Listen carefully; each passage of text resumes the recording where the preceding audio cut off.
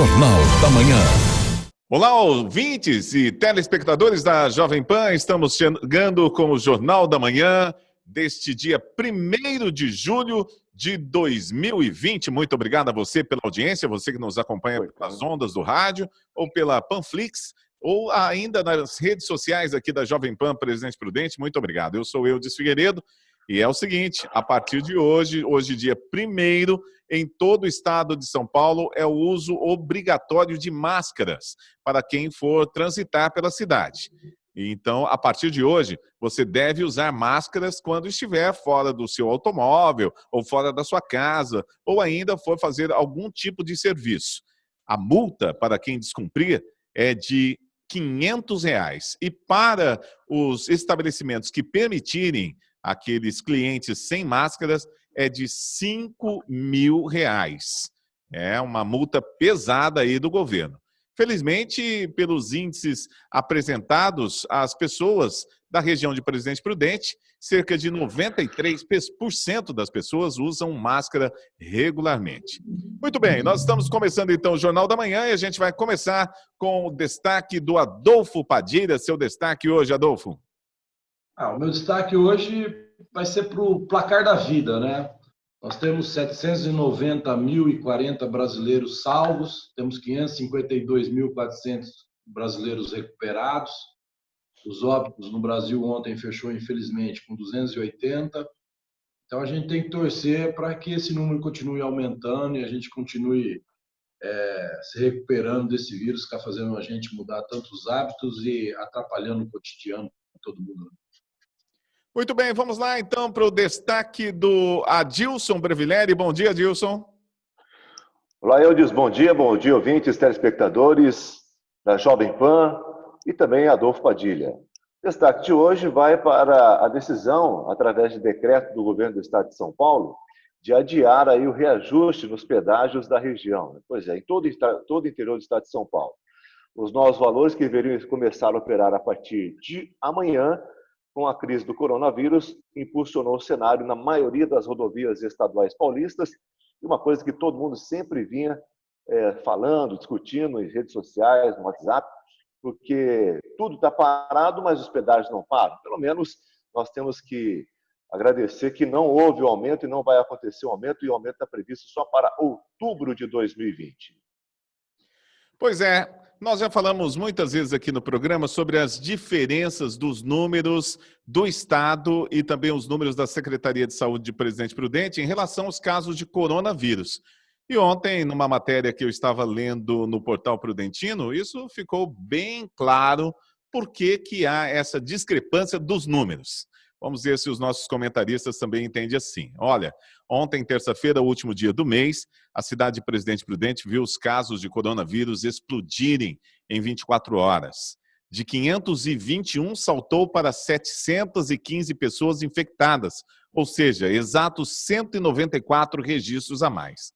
De acordo com o boletim da Vigilância Epidemiológica Municipal, também saltou o total de notificações de pessoas suspeitas com o vírus, com mais 53 pessoas em investigação. Agora são 272 pessoas que estão aguardando os resultados de exames, o que pode fazer aumentar ainda mais os casos positivos da doença na capital do Oeste Paulista.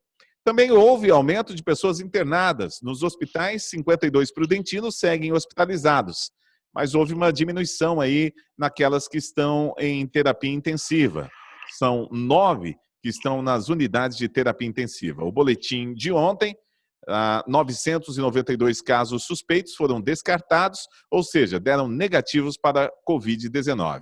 Agora, o motivo da aceleração, de acordo com a Prefeitura de Presidente Prudente, a Vigilância Epidemiológica constatou uma diferença expressiva nos casos positivos de coronavírus informados pelo Estado e no boletim diário que nós divulgamos aqui e é divulgado pelo município. Desde o começo dessa semana, as equipes da Vigilância Epidemiológica realizaram o cruzamento de dados e informaram que essa diferença é referente aos testes realizados por instituições que registram as informações diretamente no sistema do Estado, como testagens em policiais, caminhoneiros e população em geral feitas em farmácia. Pois é, Adolfo Padilha, esses dados que eram feitos aí na testagem diretamente no sistema do Estado, como de policiais, caminhoneiros e a população que fazia em farmácia, pois é, não estavam sendo contados aqui entre os casos da Prefeitura de Presidente Prudente. Um erro gravíssimo. Mas é um erro da gestão geral, no meu ponto de vista, né? Quem que é o comandante, quem é o gestor geral do Estado de São Paulo? Não é o governo de São Paulo? Então, o governo de São Paulo tinha que ter alertado para essas coisas. É aquilo que a gente sempre fala aqui, é uma gestão completamente complicada, a forma que o governador está fazendo e realizando a gestão da crise do Covid no nosso Estado. Mas a gente vê 194 casos, é uma quantidade preocupante, mas a gente não pode deixar de falar também que tem 992 casos que já foram descartados, né? Que é um número também relevante.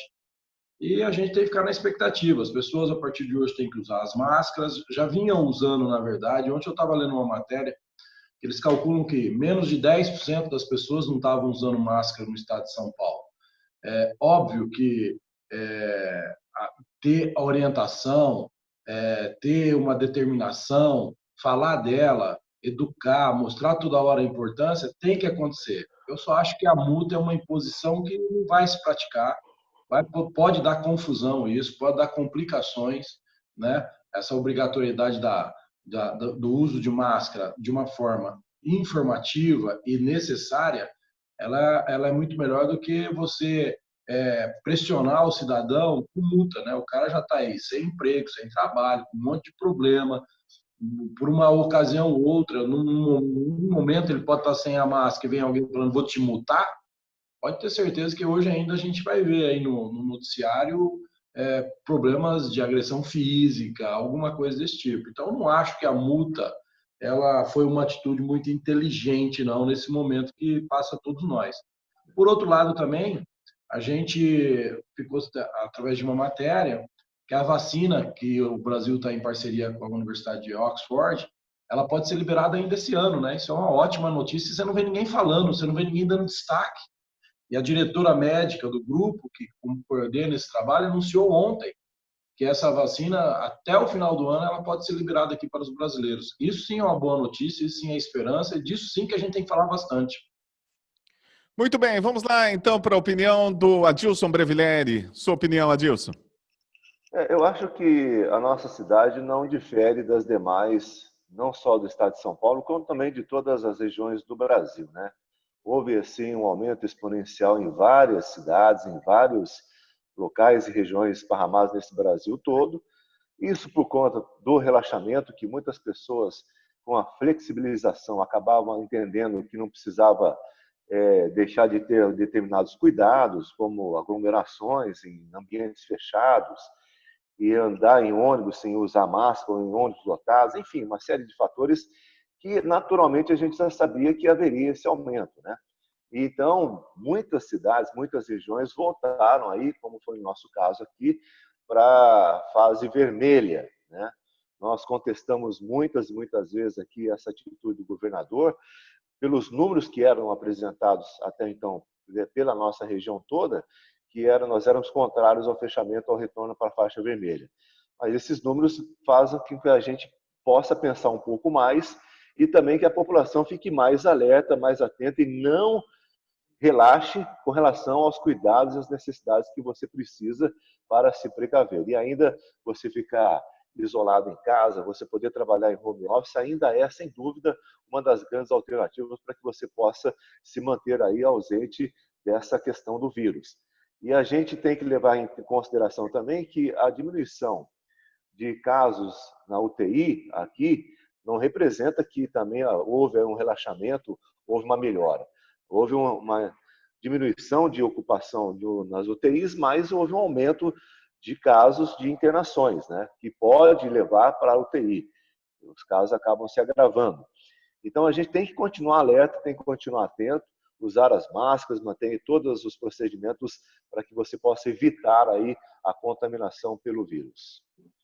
Ok.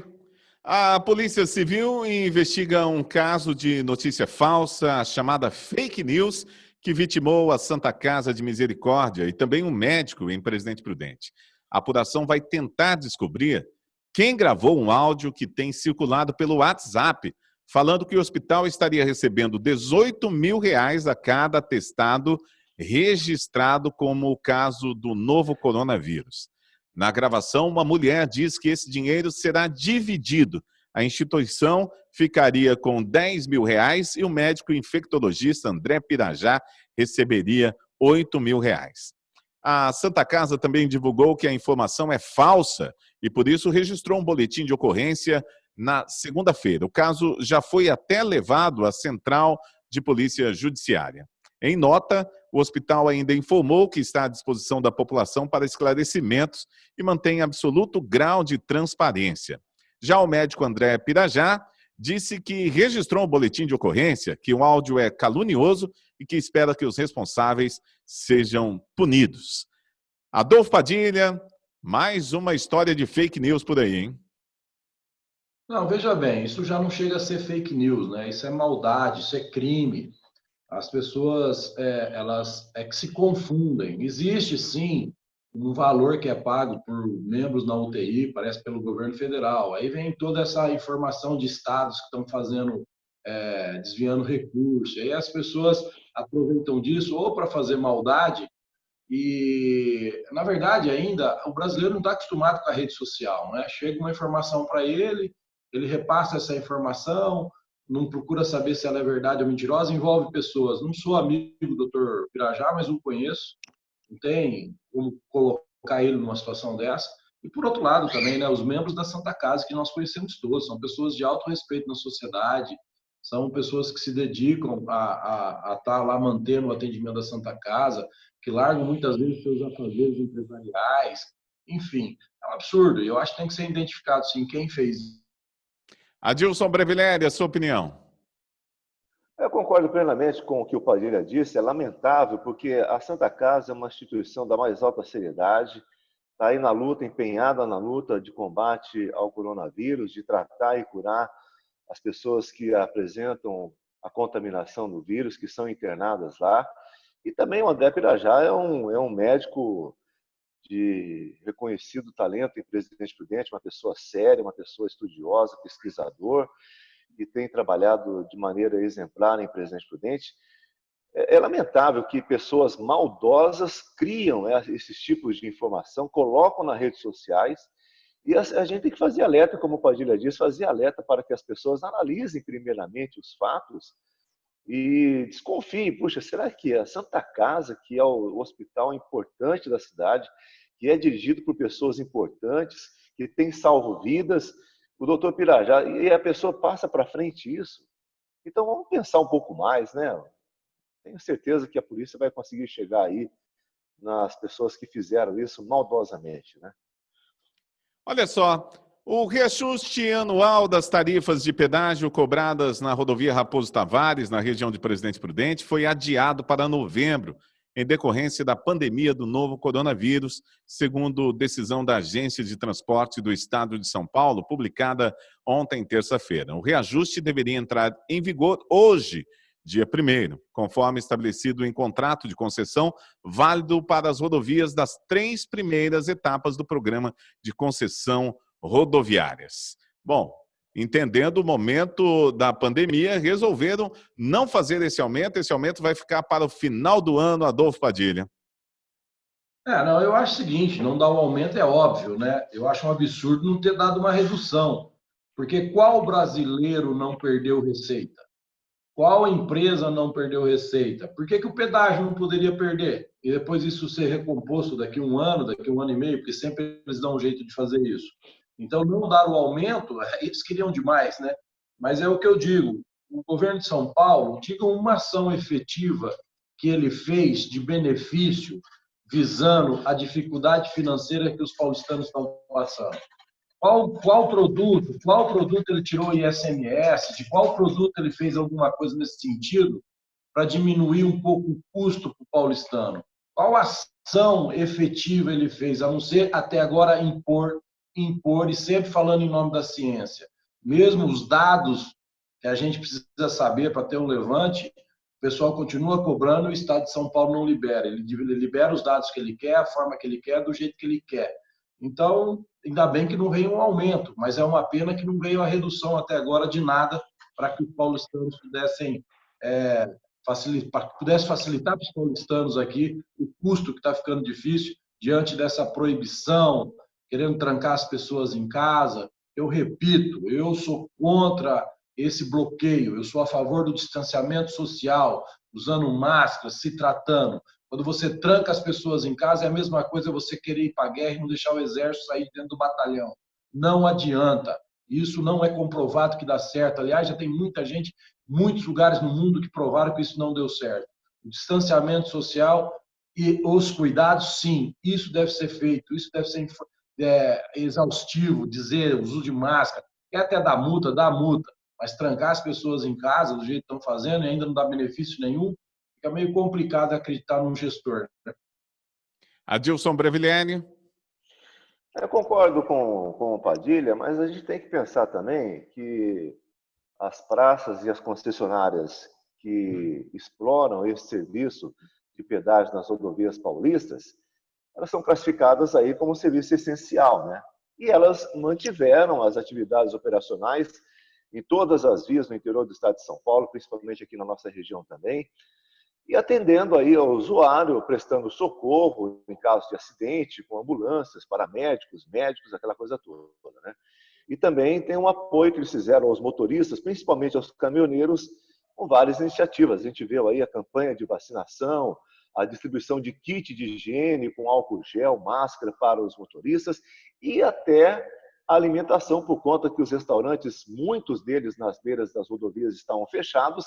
Então, essas praças, essas concessionárias, muitas vezes promoveram aí a alimentação, dando gratuitamente almoço e jantar para os caminhoneiros profissionais da estrada que estavam levando aí todas as mercadorias para que pudéssemos manter o nosso cotidiano, a nossa vida próxima ao normal. E lembrando também que houve uma diminuição drástica no movimento nas praças de pedágio, né? O rendimento de arrecadação das concessionárias foi bastante substancial também, né? Então, a gente tem que levar os dois lados aí e fazer uma ponderação, né? Conosco também a StatNet. A StatNet é fibra ótica de qualidade. É a outra velocidade da StatNet para você que precisa de internet, jogos online, IPCAM, telefonia, hospedagem de site, backup online, intranet, servidor cloud. Tudo que você precisar em soluções de tecnologia na internet, você vai encontrar com a StatNet. Basta você ligar no telefone 2104-2855. 2104-2855. Você com qualidade de internet, a outra velocidade da StatNet aí na sua casa. 2104-2855. A utilização dos trilhos da linha férrea desativada há anos em Presidente Prudente para o transporte de passageiros é possível. Contudo, o interesse deve partir da Prefeitura de Presidente Prudente. Foi o que ficou revelado pela concessionária Rumo numa reunião remota realizada ontem. Um encontro realizado a cada 6 meses, conforme a exigência do Ministério Público Estadual, contou com representantes da União das Entidades de Presidente Prudente e Região. Olha, tem que ter a manifestação da Prefeitura sobre esse interesse de fazer transportes de passageiros. Adolfo Padilha, sua opinião? Olha, esse assunto, eu vou dizer até com uma certa autoridade de conhecimento, porque quando eu fui secretário de Desenvolvimento Econômico do prefeito Agripino Lima, em 2000, nós trouxemos para cá, na época, o diretor-geral da concessão da linha férrea. Esse encontro foi feito na sede da Fiesp, com empresários, prefeitos da região, e desde lá vem se discutindo isso. E ele virou que nem assunto de futebol, sabe, Adilson? Em época eleitoral, ressuscita o Corinthians, ressuscita o futebol profissional. Então, é assim, todo ano eleitoral isso enaltece de novo, aparece do nada. E, efetivamente, a gente não vê nada acontecendo. Sempre é um fato novo. É legal? É legal, a gente não pode desistir da bandeira.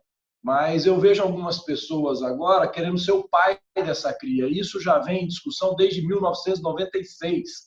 A gente já ouve de fazer de novo, sair ali do trecho de Dourados, que sai do lado da Cidade da Criança, faz todo o retorno da cidade, vai até Machado, de Machado até Goulart, vai até Regente.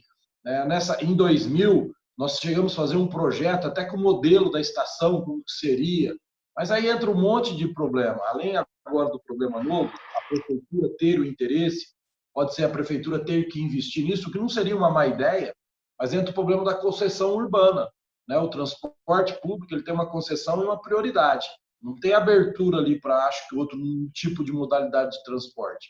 Não deixa de ser uma ideia interessante, não deixa de ser uma ideia viável, mas é sempre assim.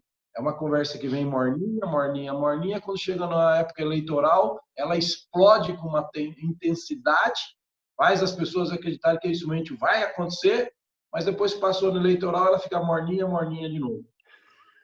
Adilson Brevileri, você acha uma boa voltar a transportar passageiros através das linhas férreas? Cara, para falar a verdade, eu acho meio utópico isso, sabe? Eu acho que a dinâmica de transporte de passageiros, aonde a linha de trem passa, são, aqui no caso de Presidente Prudente, por exemplo, passa margeando a cidade aí e sai margeando para o lado que não tem praticamente quase nada de cidade, não tem aonde a população ir, né? E além disso também, se a gente for levar em consideração o custo que seria para colocar em prática isso, por conta da deterioração que já ocorre há décadas da extinta linha de trem aqui na nossa região, acho que o valor ficaria inviável. Você teria que criar estações, mini estações, criar todo um apoio, exigiria uma dinâmica muito extensa da prefeitura para poder até desapropriar áreas, para poder construir, para poder agilizar, para trazer os trilhos e começar a funcionar isso. Eu acho que é muito inviável economicamente hoje, né? Principalmente para qualquer prefeitura que está passando o que nós estamos passando e para qualquer governo que está passando o Brasil inteiro, né? Então, por exemplo, essas bitolas, muitas já foram retiradas, muitas já não existem mais. Esse ramal que o Padilha citou, que vai ali passando até pela Cidade da Criança, que passava por baixo da rodovia Raposo Tavares, à frente do posto da Polícia Militar Rodoviária, não existe mais, já foi retirado. A AL, que era a concessionária anterior, vendeu muito. Ela vendeu muito ferro, passou para frente muitos ferros, destruiu muitas coisas. Então, além disso, tem que reconstruir. A bitola desses trilhos não condiz com os trens modernos de hoje, né, que são trens mais confortáveis, mais econômicos. Enfim, é uma coisa meio utópica. Para colocar isso para funcionar, demora 3, 4 administração ainda que vai ter que prometer até lá, né?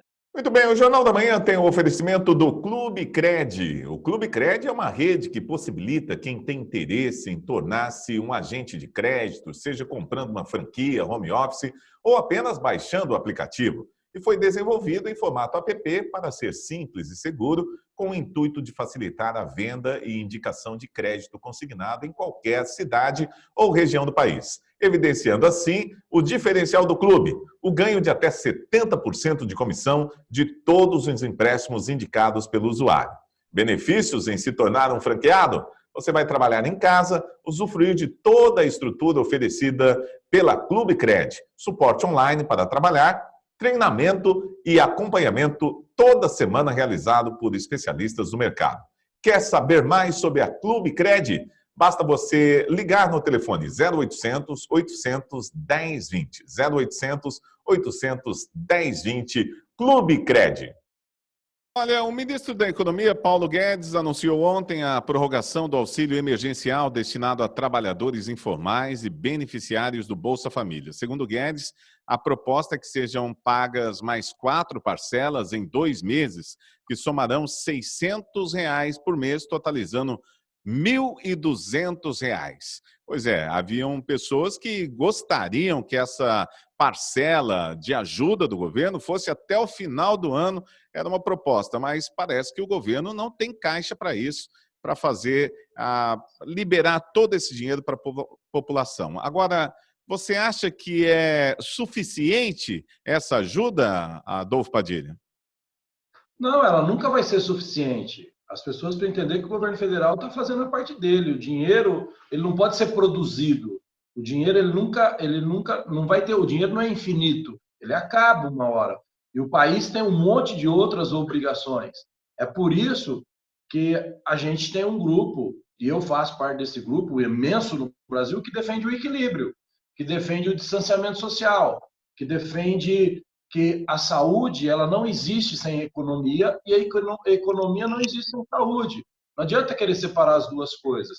R$ 600 é pouco até, mas é o que o governo pode dar, entendeu? Não pode ficar se levando isso. Até onde vai levar? Até a bancarrota? Até quebrar o país? Presta atenção no que eu estou falando. Vocês vão ver o boom da saúde, que foi tão anunciado e até agora não aconteceu. Existe sim uma preocupação, às vezes chega a 90% de ocupação da UTI, mas é porque falta UTI, não é porque tem doente demais. É que o Brasil nunca teve UTI suficiente. A saúde do Brasil sempre foi um caos. É isso que as pessoas têm que entender.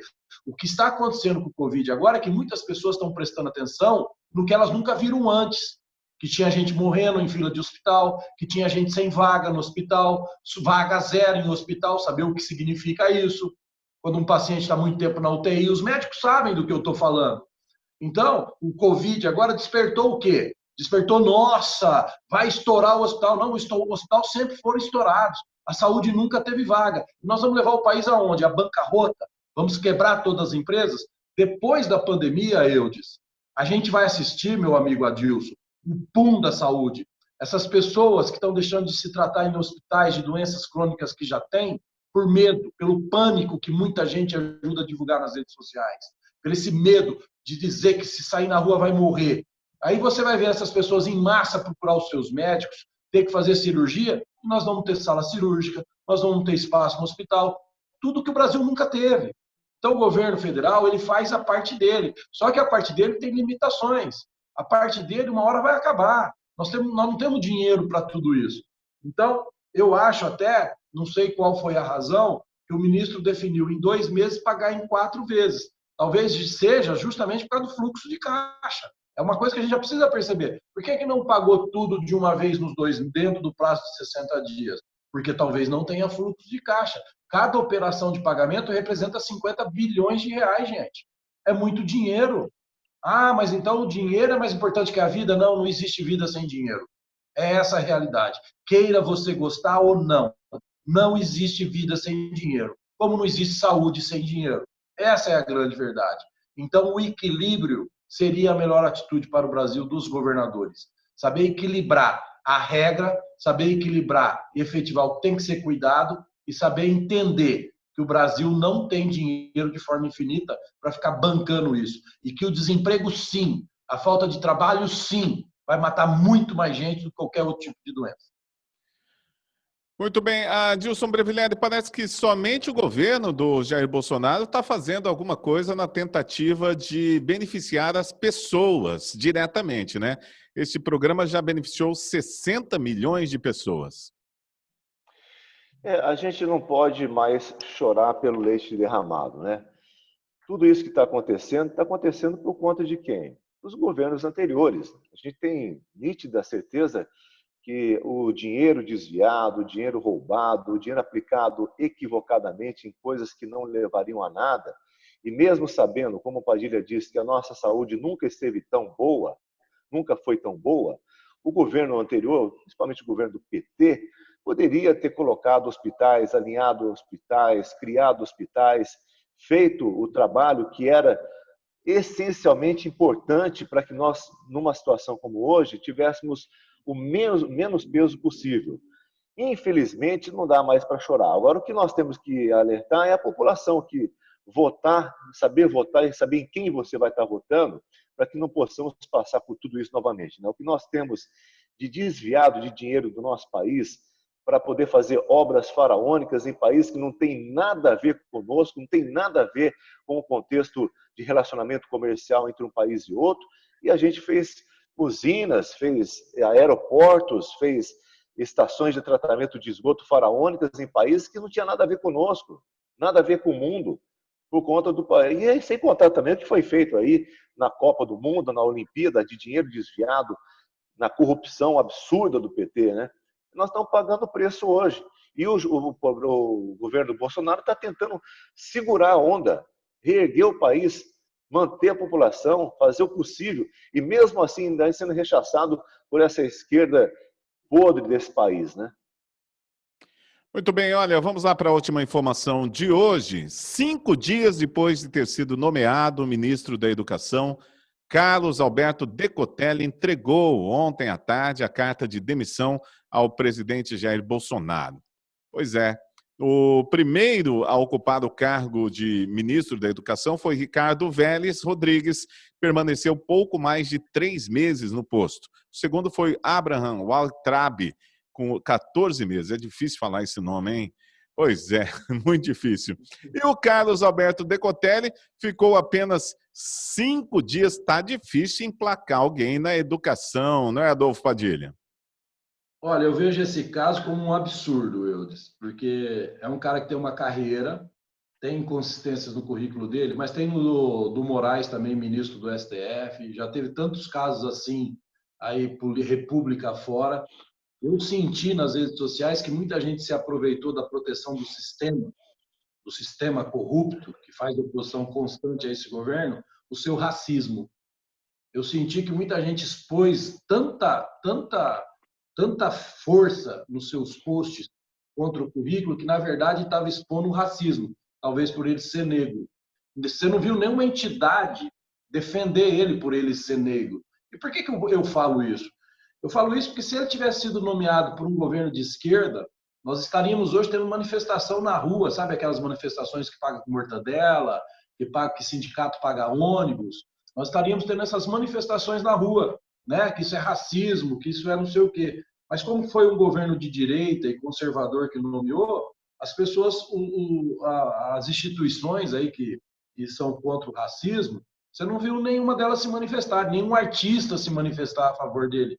Tanto ele errado ou tanto ele certo, porque a gente vê eles se manifestarem a favor de tanto bandido, só por causa da cor, né? Então, quer dizer, a gente não viu, a gente viu um silêncio danado. Eu acho que é isso que as pessoas têm que prestar atenção. E se você for reparar, eu, por exemplo, eu não acho que ele tinha que ser exonerado, eu acho que ele tinha que ser mantido, porque esse cara foi execrado, esse cara foi vítima de fake news a todo momento na rede social. Reafirmo, tem inconsistências no currículo dele? Tem, mas quantos que também têm e continuam no cargo? Inclusive no STF. Eu repeti aqui, o Moraes tem uma inconsistência no currículo dele, que ele simplesmente alegou que foi um erro de secretária. Então, quer dizer, você pega aquele reitor da Argentina, que deu espaço para ele em alguns órgãos de mídia, com discurso de ética, de educação. Esse cara, há um mês antes, ele deu um título para o Lula na universidade, numa sessão virtual. Se uma pessoa que dá o título para um dos maiores corruptos, ladrões, condenado por 2 vezes por lavagem de dinheiro e corrupção, que moral que esse cara tem para falar de ética? Quantas pessoas não morreram devido à corrupção causada pelo Lula, pelo desvio de dinheiro? Então esse cara teve espaço. Ele é tão bandido quanto o Lula, no meu ponto de vista. Porque é o cara que defende o opressor, o cara que defende o bandido, no mínimo ele participa junto, ou tem as mesmas ideias. E foi esse tipo de gente que ganhou espaço para falar do currículo do Decotelli no Ministério da Educação. Então eu chamo a observação para isso, o exagero que foi. As pessoas deviam se atentar a isso. O duplo padrão de julgar uma pessoa por conveniência ideológica. Isso é um perigo para a sociedade, inclusive para a democracia. Adilson Brevileri, a sua opinião? Pois estava escrito nas estrelas já, né? Sem dúvida, ele não ficaria por conta dessa inconsistência no currículo, mas também quase chegando aí a estelionato, né? Porque inventar tantas coisas que ele inventou e não tinha como se sustentar. Eu até achei engraçado uma afirmação que o Zé Maria Trindade, lá, o comentarista da Jovem Pan em Brasília, disse que essa cadeira do Ministério da Educação é a cadeira que mais fica desocupada. E parece que ela tem mola, né? A pessoa senta e já pula para fora, né? Então é lamentável que aconteceu mais uma coisa dessa no governo do nosso Jair Bolsonaro, e a gente espera que ele encontre uma pessoa capacitada, uma pessoa que possa resolver de uma vez por todas, colocar a nossa educação nos trilhos, né? Esperamos.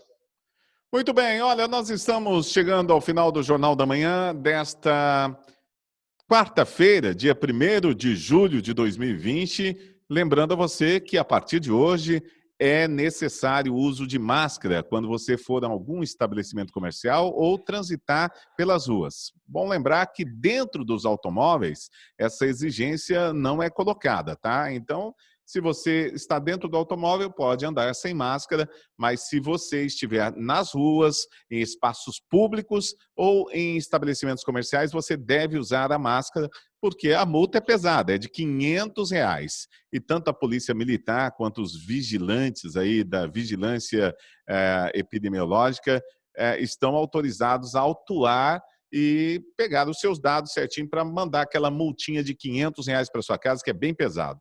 Além disso, os estabelecimentos comerciais têm uma multa ainda mais pesada, multa de R$ 5.000 por pessoa sem máscara. Então, gente, vamos tomar consciência aí para que a gente não tenha problemas e você vai estar se protegendo também usando a sua máscara.